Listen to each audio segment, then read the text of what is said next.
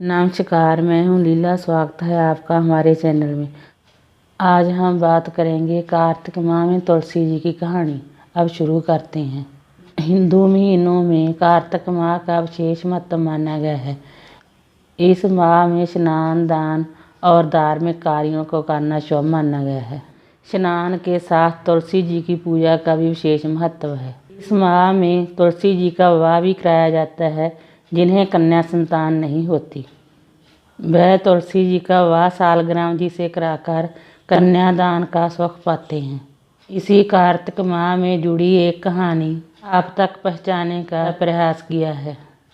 कार्तिक मास में सभी महिलाएं तुलसी जी को जल से सींचा करती थी। एक बुढ़िया भी थी जो तुलसी माता को कार्तिक माह में सींचने जाती थी।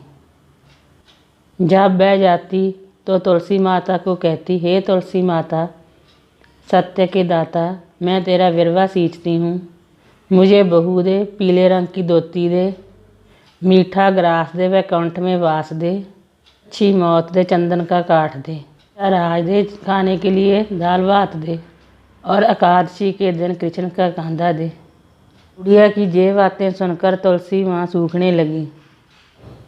तुलसी माता को सूखते देखकर भगवान ने पूछा कि हे तुलसी, तुम दिन प्रतिदिन सूखती क्यों जा रही हो?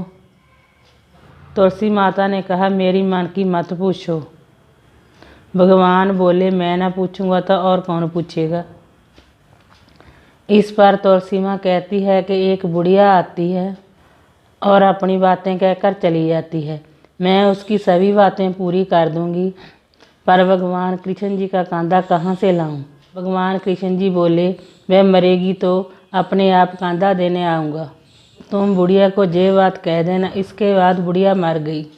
बुढ़िया के मरने पर सारा गांव इकट्ठा हो गया और उसका अंतिम संस्कार आने पर उसे उठाने लगे।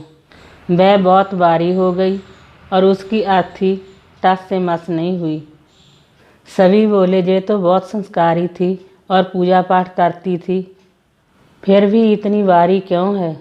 बूढ़े ब्राह्मण के वेश में भगवान आए और कहने लगे कि ये भीड़ कैसी है? तब गांव वाले कहने लगे कि एक बुढ़िया मर गई है।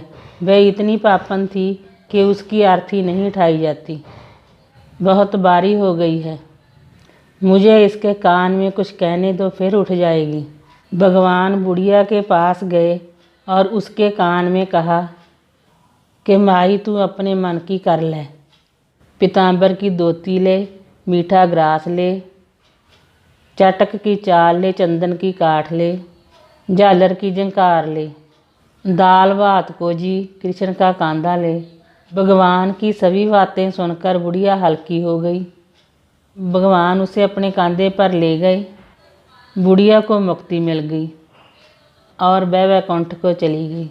हे तुलसी माता, जैसे आपने उस बुढ़िया माई की मुक्ति की है, वैसे सभी की करना।